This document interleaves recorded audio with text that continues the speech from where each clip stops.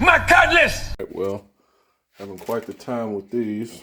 Had to break this out, clean up the thread on a new bolt. Yeah, I'm also thinking about, hold on, let's put this right here before I forget about it. Thinking about buying a new one of these harnesses because this little crinkled up tape giving me hell. And I put it in on this side. I also don't know if this plug is supposed to go in here or not, but we'll see. Cut it back on once I pop this side on real fast. And now we have to take an intermission because got to be a father at all times. Sound like a real nigga to me. Come on. Lightning speed. Lightning speed. I think the battery kind of low, but he wants to ride his car, so don't take a break, I guess.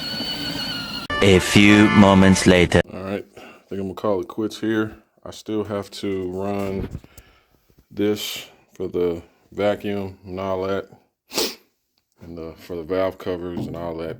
Still got to get fuel hose for that, but I did get that fitting on there. Round 2 of using this fitting. I gotta go get some what is it, some 3/8 fuel line for it, but yep, got the little JB weld in there. Might try to sand in there, or I might not. Might just leave it like I did the last.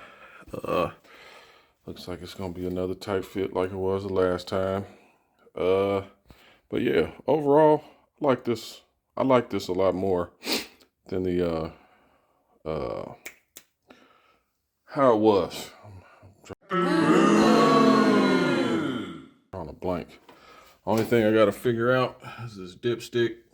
Might put a little spacer right there, get a longer bolt so that can sit out right there where it's at. But yeah, I think I'm gonna call it quits here.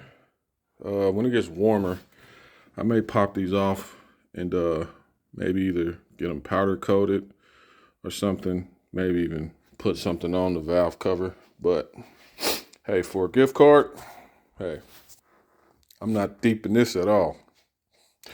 If you know, you know.